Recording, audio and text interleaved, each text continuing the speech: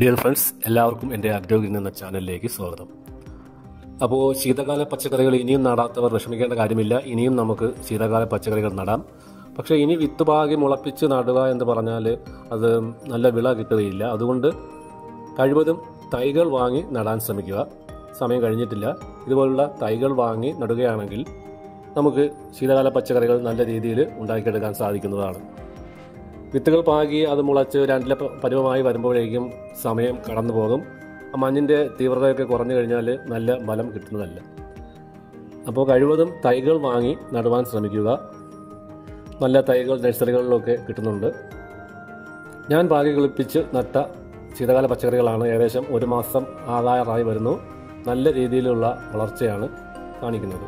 ഇത് ചൈനീസ് കാബേജാണ്.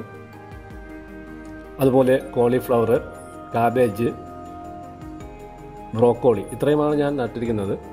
എല്ലാം നല്ല രീതിയിൽ തന്നെ വളർന്നു വരുന്നുണ്ട്.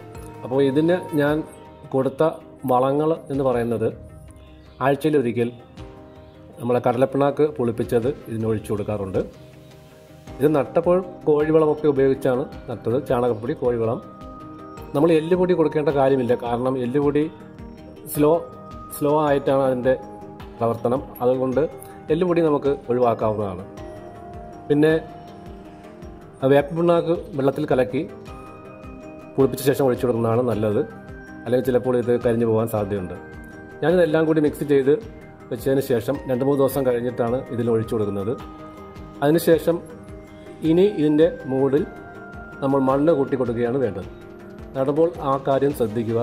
നിറച്ച് ഗ്രോബാഗ് നിറയെ പോട്ടിംഗ് മിക്സ് എടുക്കാതെ ഒരു 3/4 ഭാഗം എടുത്തതിന് ശേഷം നട്ട് അതിനുശേഷം നമ്മൾ ആഴ്ചത്തോറും കൊടുക്കുകയാണ് വേണ്ടത്.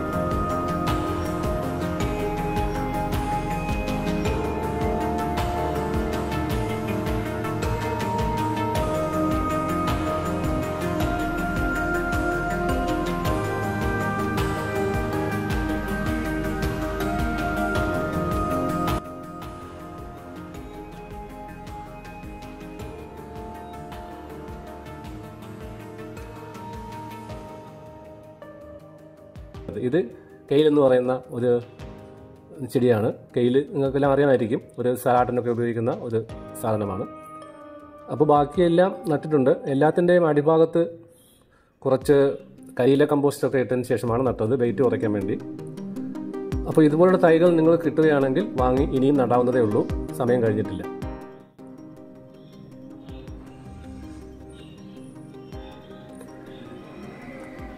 ചൈനീസ് കാബേജൊക്കെ നല്ല രീതിയിൽ തന്നെയാണ് വളർന്നു വരുന്നത്.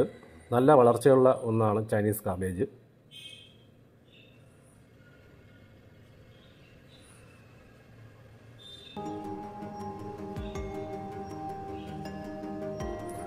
കുറച്ച് പ്ലാസ്റ്റിക് ചട്ടികളിൽ കൂടി ഞാൻ നട്ടിട്ടുണ്ട്. അതും നല്ല വളർച്ച തന്നെയാണ്.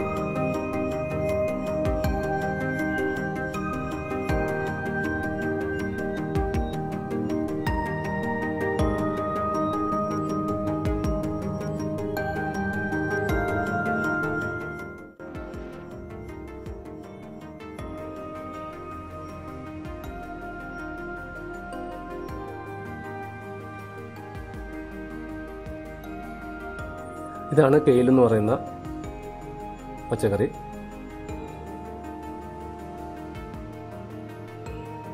ഒരു ഒക്ടോബർ മാസം മുതൽ നമ്മൾ പാകി കിളിർപ്പിച്ചെങ്കിൽ നല്ല രീതിയിൽ വളർന്നു വന്നേനെ. ഒക്ടോബർ, നവംബർ, ഡിസംബർ, ജനുവരിയോടുകൂടി തന്നെ നമുക്ക് ഇതിൻ്റെ വിളവെടുപ്പ് നടത്താവുന്നതാണ്.